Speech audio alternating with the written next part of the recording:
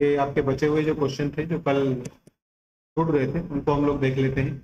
3 questions रह गए थे तो आज ये मैं करवा दे रहा हूँ। देखो बोल रहा है question, the radius of a circle is 20% more than the height of a right angle triangle. एक राइट एंगल ट्राइंगल आप समझते हैं, राइट एंगल ट्राइंगल, इसकी जो हाइट है ये वाला फिगर, इसको एक्स ले ले रहा हूँ, इससे 20% ज्यादा एक सर्किल की रेडियस है। मतलब अगर ये एक्स है तो एक्स का 20% ज्यादा मतलब 120/100, 0066, इसको अपन क्या बोल सकते हैं 6x/5। मतलब अगर वो जो ट्राइंगल है उसकी हाइट को मैं एक्स ले लूँ तो जो सर्किल होगा उसकी जो रेडियस है वो 20% ज्यादा होगी, मतलब 6x/5 होगा।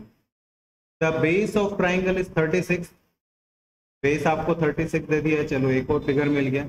If the area of triangle and circle be equal, दोनों के एरिया सेम है, बस क्वेश्चन सॉल्व पुट करना है ना चीजें। उसमें क्या है भाई, देखो सर्किल का क्या होता है पाई आर स्क्वायर, पाई तो मैंने लगा दी, पाई भी क्या लगा रहा हूँ 22/7 ही लिख दे रहा हूँ। आर स्क्वायर में कितना आ जाएगा 6x/5, 6x/5। ये हो गया सर्किल का एरिया। और उसका क्या होता है 1/2 बेस इंटू हाइट, 1/2 रहेगा ही रहेगा।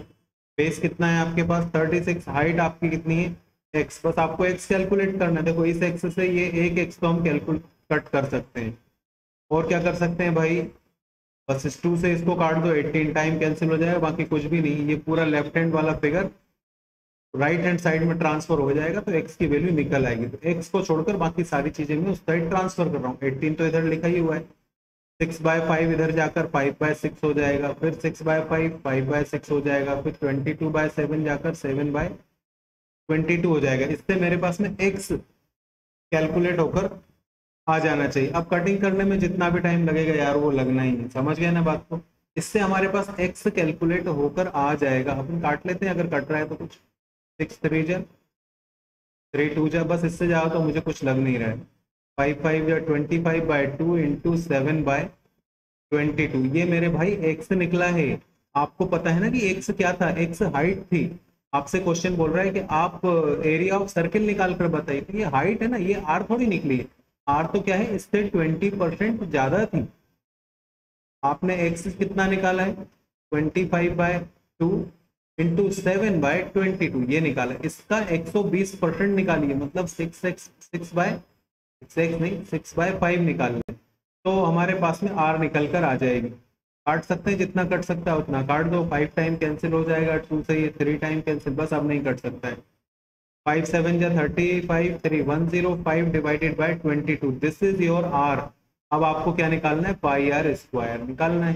तो पाई कितनी है 22/7, आर स्क्वायर में कितना रख सकते हैं 105/22, 105/22। बस अब इसको और कोई सॉल्व नहीं किया जा सकता है, इतना ही सॉल्व करना है अपने को। इसको सॉल्व करोगे तो निकलेगा 71.6 के लगभग, तो आप इसको राउंड फिगर में 72 बोल सकते हैं। एक सिंपल क्वेश्चन था लेकिन थोड़ा सा लॉजिकल, आई थिंक समझ में आ गया हो। नेक्स्ट क्वेश्चन पर चलो। ये देखिए इस क्वेश्चन में अपने से बोल रहा है कि हमारे पास एक सर्कुलर है, सर्कुलर का डायमीटर डायमीटर डी। आप सब इतने समझदार बच्चे हैं, आपको पता है कि डी का अगर हम हाफ कर दें तो आर निकल जाता है हमारे पास में। मतलब 42 का आधा कर दें तो 21 क्या निकल जाएगी, हमारी रेडियस निकल जाएगी। आपसे बोल रहा है एक सर्कुलर वायर है जिसका डायमीटर मतलब आर निकल गया हमें, is bent in the form of rectangle. एक वायर था सर्कुलर फॉर्म में, अब हमने उसको रेक्टेंगल बनाया है। और रेक्टेंगल बनाया तो रेक्टेंगल की साइड्स जो है वो 6 और 5 नहीं है, रेक्टेंगल की साइड 6 और 5 के रेशियो में, मतलब 6x और 5x है। आपको रेक्टेंगल का एरिया बताना है मेरे भैया। ये यहाँ से यहाँ तक 6 और 5 का रेशियो है, तो बेसिकली ये जितना हमारा सर्किल का सरकमफ्रेंस होगा उतना ही इसका पेरीमीटर होना चाहिए। क्योंकि आप वायर को लंबा चौड़ा करोगे तो एरिया थोड़ी बनेगा। वायर को अगर किसी गोल वायर को लंबा करेंगे तो वो हमेशा पेरीमीटर के इक्वल ही होगा। तो आपको क्या करना चाहिए, आपको 2πr निकाल लेना चाहिए। 220/7 इंटू 21 कैंसिल करें इसको, 3 टाइम जाएगा, 22 को मल्टीप्लाई करिए, कितना होगा ये 430, 132 के आई थिंक निकले। ये 132 जो है इतना लंबा मीटर वायर था। अगर इतना लंबा मीटर वायर था तो जो हम रेक्टेंगल बनाएंगे उसकी भी लेंथ और विड्थ जो है वो 132 के इक्वल ही निकलेगी। इसका मतलब अब हम क्या कर सकते हैं, पेरीमीटर ऑफ रेक्टेंगल लगा देते हैं। पेरीमीटर ऑफ रेक्टेंगल लगाएंगे तो क्या होगा 2 बेस इनटू हाइट, बेस कितना था 6x, हाइट कितनी थी 5x, इक्वल्स टू कितना रख दो 132, 6 और 5 11x, 11x इक्वल्स टू 132, यहाँ 2 डिवाइड हो जाएगा तो आ जाएगा 66, x इक्वल्स टू निकल जाएगा 6, अब x निकल गया 6, लेंथ कितनी थी हमारी 6x, 6x मतलब 6 इंटू 6 मतलब 36, और विड्थ कितनी थी हमारी 5x मतलब 5 इंटू 6 मतलब 30, तो एरिया क्या निकालोगे आप, लेंथ इंटू विड्थ, मतलब 36 को 30 से मल्टीप्लाई कर दीजिए। अभी मल्टीप्लाई करने पर जो भी निकलेगा भैया वही आपका एरिया निकलना चाहिए। तो 900 और 180 तो 1080, ये आपका एरिया आएगा। बी ऑप्शन यहाँ पर आएगा। ये तो बिल्कुल भी मुश्किल क्वेश्चन नहीं था, थोड़ा सा दिमाग लगाते तो हो जाता। चलो नेक्स्ट क्वेश्चन पर चलते हैं।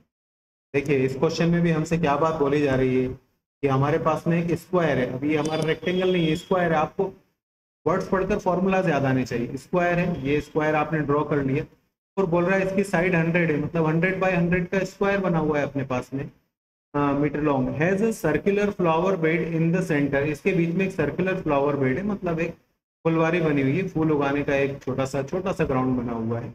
अब बोल रहे हैं if the area of lawn excluding the flower bed, मतलब ये फ्लावर बेड छोड़कर बाकी जितना भी हिस्सा जिस पर मैं ये लाइंस ड्रॉ कर रहा हूँ, फ्लावर बेड को छोड़कर बाकी का जितना भी एरिया है वो कितना है 8614। तो भाई मेरे वो सिंपल सी बात है, अगर इस पूरे स्क्वायर में से हम ये बीच वाले ये जो जहां पर मैंने लाइन लगाई वो वाला इसका माइनस करूं तो मुझे इस सर्कल का एरिया पता चल जाएगा। और सर्कल के एरिया का फॉर्मूला लगाओगे तो आपको इस सर्कल की रेडियस पता चल जाएगी। चलो देखते हैं अपन। एरिया ऑफ स्क्वायर में से अगर मैं जो इनसाइड वाला एरिया है एक्सक्लूडिंग सर्किल, अगर हम सब्ट्रैक्ट कर दें एरिया ऑफ स्क्वायर में से सर्किल को छोड़कर जो एरिया वो माइनस कर दो तो मुझे एरिया ऑफ सर्किल पता चल जाएगा।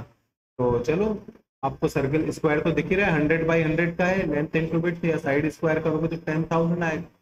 इनसाइड वाला जो एरिया है वो 8614 है। अगर 10,000 में से 8614 माइनस तो निकलेगा कितना अपने पास में 1386 निकलेगा। ये 1386 जो है ये अंदर जो फ्लावर बेड बनाया था हमने उसका एरिया है, मतलब सर्किल का एरिया, मतलब पाई आर स्क्वायर है। पाई आर स्क्वायर इक्वल्स टू 1386, तो पाई 22/7 है, तो 1386 यहाँ पर जाकर 7/22 हो जाएगा। तो पूरे को सॉल्व करेंगे आप तो आपके पास निकलेगा 441, और यहाँ स्क्वायर लगा हुआ है, आर स्क्वायर इक्वल्स टू था, स्क्वायर हटाएंगे तो यहाँ रूट लगेगा तो निकल जाएगा ये 21। इसका मतलब तुम्हारा जो अंदर वाला सर्किल है उसकी जो रेडियस है वो 21 है। तीनों क्वेश्चन ठीक ठाक ही थे, हालांकि एग्जाम में आने के लायक क्वेश्चन थे, लेकिन फिर भी ये छूट गए थे। मैंने आज इनको कंप्लीट कर लिया। यहाँ तक तुम लोग पहले अपने सारे डाउट स्ट्रांगली समझ जाओ कि क्या क्या प्रॉब्लम है, उसके बाद आगे के क्वेश्चन करके भेज दो। और अब मेरे हिसाब से सर्किल के क्वेश्चन हो गए, फिर भी अगर लग रहा है तो 15-20 क्वेश्चन और कर लो, उनके डाउट्स क्लियर करवाओ। और अब इस चैप्टर को हमने लगभग 271 क्वेश्चन है और लगभग 40-50 उसके एग्जाम्पल्स भी होंगे, तो 300 से ऊपर हमने इसके क्वेश्चन सॉल्व किए। इसके बाद हमें ये चैप्टर समझ में आ ही जाना चाहिए। लगभग पिछले 20 या 22 दिन से हम लोग इसी चैप्टर को समझ रहे हैं, तो अब भी अगर ये समझ में नहीं आ रहा और अब भी हमसे इसके क्वेश्चन नहीं बन रहे तो आई थिंक अब नहीं हो पाएगा। अब फालतू अपन टाइम वेस्ट कर रहे हैं। मेरे हिसाब से अब ये चैप्टर इतना हो जाना चाहिए कि आपको एक एवरेज क्वेश्चन आपसे सॉल्व हो सके एग्जाम का। थोड़ा टाइम लगे वो एक अलग मैटर है, टाइम तो स्पीड के साथ, टाइम के साथ साथ आपकी स्पीड बनेगी, एकदम स्पीड नहीं बनती। कॉन्सेप्ट्स आपके क्लियर हो जाने चाहिए कि हाँ हमें ये समझ में आ गया है, तो आप इस चैप्टर को छोड़ दें और नेक्स्ट जो भी चैप्टर हो उसको देख लेना। लग रहा है तो 271 तक है, चाहो तो 300 तक पहुंच जाओ, 300 तक क्वेश्चन कर लो, ताकि और सर्किल से रिलेटेड कोई स्पेशल वैरायटी अगर मिल रही है तो उसको अपन सॉल्व कर लें और आगे चलते हैं। ठीक है, चलिए टाटा बाय बाय।